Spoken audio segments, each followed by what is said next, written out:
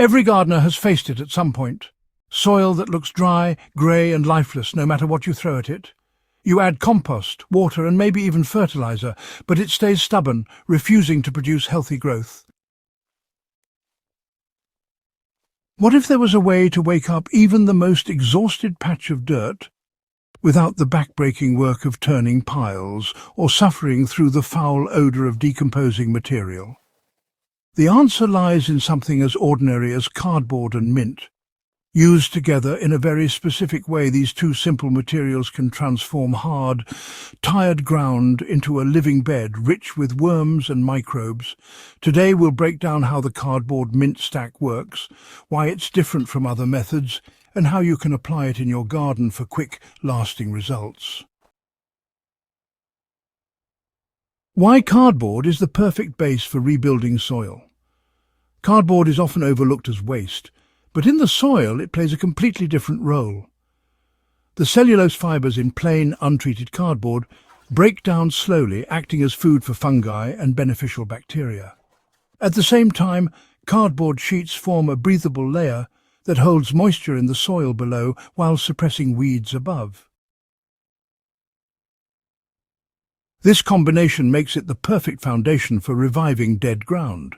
When layered flat or stacked, cardboard also creates tiny air pockets where worms love to burrow, creating natural channels that improve soil structure. The key here is to use plain brown cardboard without plastic coatings or glossy prints. Cutting it into smaller sections or peeling away the outer layer exposes more fibre and, well, speeds up the breakdown. Why mint changes everything when combined with cardboard? Mint leaves and stems contain essential oils like menthol and limonene that are naturally antifungal and antibacterial. At first glance, you might think this would harm the soil microbes we want to encourage. But in reality, mint works as a selective cleanser. It suppresses harmful pathogens that thrive in dead soil while allowing beneficial decomposers to take over. As the mint breaks down, it also releases nitrogen, calcium and magnesium, which are, key nutrients for soil revival. The aromatic oils help mask decomposition odors, which means your stack won't carry the sour smell that often drives gardeners away from traditional piles. The combination of mint's fast nutrient release and cardboard's slow fungal food source creates a perfect balance between quick energy for microbes and long-term structure for soil rebuilding. How to build the cardboard mint stack, step by step. Start by selecting an area of soil that has gone hard or lost fertility. Water it lightly to make sure there is some base moisture for the process to begin. Lay down a flat sheet of cardboard directly on the soil as the first layer. This sheet acts as a foundation barrier that blocks weeds and retains moisture. On top of this, spread a layer of chopped mint, ideally about 2 to 3 inches thick. If you're harvesting fresh mint from the garden, you'll want to chop both the stems and the leaves so they decompose evenly, right? A good ratio is 1 bucket of chopped mint for every 2 sheets of cardboard. Next, place another sheet of cardboard on top, pressing it down lightly so it makes contact with the mint. This creates a sandwich where the mint is trapped between carbon-rich layers, keeping it moist and ensuring the oils spread slowly into the fibres. Continue alternating between cardboard and mint until you have at least 4 layers, finishing with cardboard on top. Then water the stack thoroughly until it is damp but not dripping. So the moisture activates microbial activity and, well, within a few weeks you'll notice worms moving in under the stack, breaking down the material from below. Now, you might be wondering why this method works without turning or smelling. Traditional compost piles, you see, require regular turning to balance carbon and nitrogen while preventing foul odours. But the cardboard mint stack avoids this problem by separating materials into neat layers that sort of self-regulate.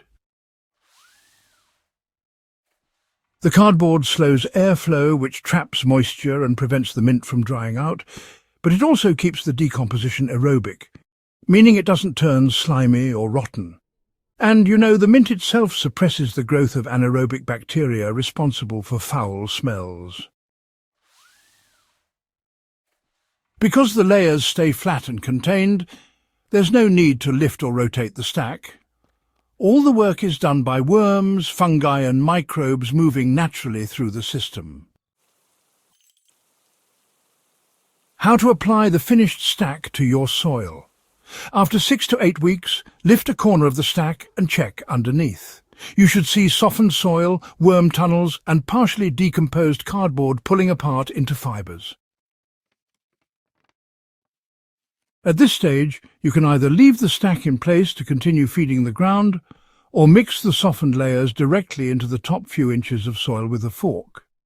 If you're preparing a new planting bed, spreading the broken down material across the surface and covering it lightly with mulch creates an ideal seed bed. The cardboard fibres add long-term humus, while the mint residue boosts fertility for immediate plant growth. For a 4 by 4 foot garden bed, you'll need around 10 sheets of cardboard and about 3 buckets of chopped mint. If you're working with a larger area, simply scale the ratio, 2 sheets of cardboard for every bucket of mint. Gardeners in hot, dry regions can water the stack every 2 weeks to keep it active, while those in humid areas may need to lift the top layer occasionally to prevent excess moisture buildup. This method works not only on open beds but also under raised beds or even in containers if you cut it into smaller pieces. It's really quite adaptable. The cardboard mint stack is proof that you don't need expensive amendments or endless labour to bring dead soil back to life. By combining the structural benefits of cardboard with the cleansing, nutrient-rich power of mint, you create a self-regulating compost system that stays odour-free and, requires no turning at all. Within just a few weeks, lifeless dirt begins to soften, teem with worms and hold moisture like fertile earth should. It's honestly remarkable to see. If you're serious about reviving your garden with simple science-backed methods, try building your own cardboard mint stack this season and watch your soil transform. And if this guide has given you new insights, make sure to share it with fellow gardeners and subscribe to Soil Doctor for more practical, no-nonsense ways to restore healthy soil.